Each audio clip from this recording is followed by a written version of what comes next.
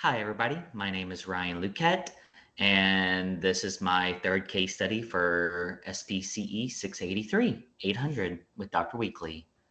Alrighty, let's do this.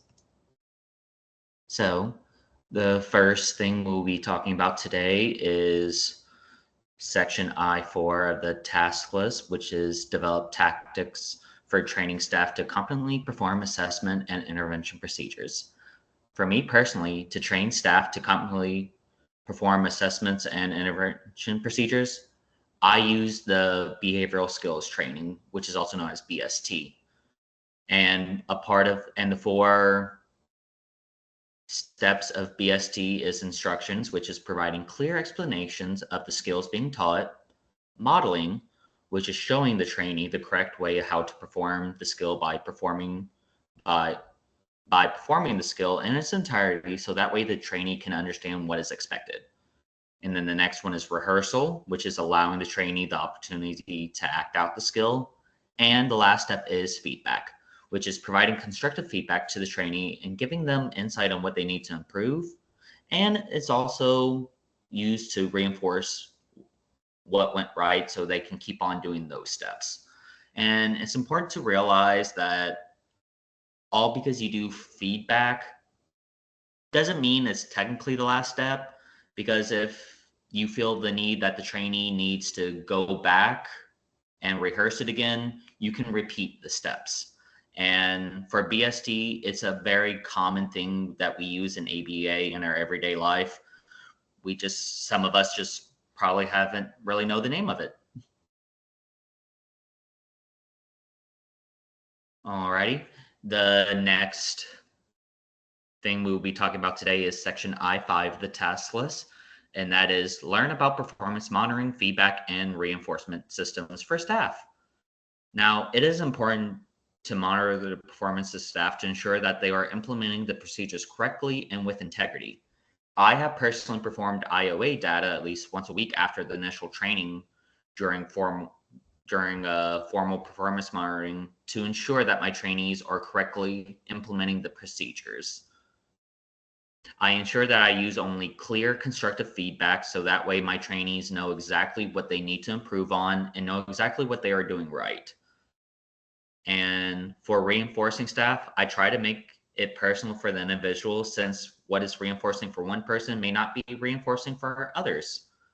And I just want to take a moment to say that performance monitoring is very important because we want to ensure that our staff is implementing everything correctly, because these are the people that make probably the biggest difference in our clients' lives.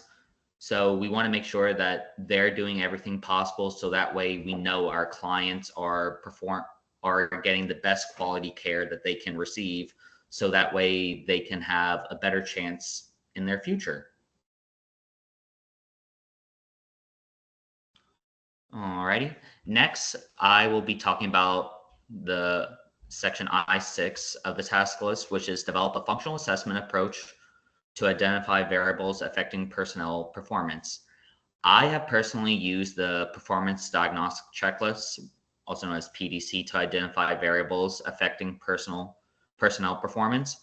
The checklist offers clear categories that identify common variables that can affect performance, and the PDC also offers possible solutions for areas of concern. Now, there is another version of the PDC called the PDCHS, which deals directly with the human services side of careers. But my workplace personally just uses the PDC, and it's been working great for us. So, but you can use that at your own will, do your own research. It's really quite fascinating. Alrighty. Next, we will be talking about I7 of the task list, which is determine what function-based strategies to improve personnel performance. For function-based strategies personnel to improve personnel performance, I personally use an interview and ask what the trainee finds reinforcing, and only use it for that trainee. Because like I said before, what may be reinforcing for one person may not be reinforcing for others. So it's not really smart to just do blanket reinforcements. Should you should do exactly what you do with clients and find the function, find a function, find the function of what we of what your staff's behavior is basically. So, for example, if the trainee is attention motivated, I make sure to provide a lot of positive feedback. If the trainee is tangibly motivated, I try to offer meaningful tangible awards such as buying lunch after a series of positive IOA sessions. Obviously, for that one, I'm not going to do for every single IOA session, but after a series, yes, of course, because I want them to feel like they've done a really good job. And if the trainee is escape motivated, I can offer a trainee a quick 5-minute break while I'm supervising. And while they take the break, I can watch their client for that 5 minutes. And so that way they can take a snack break, take a water break, check their phone for those 5 minutes, anything they want. Alrighty, here's my references. And the first one is actually the actual checklist, the PDC checklist that I was talking about. And it does offer a lot of information that can be useful. Guide for basically BST.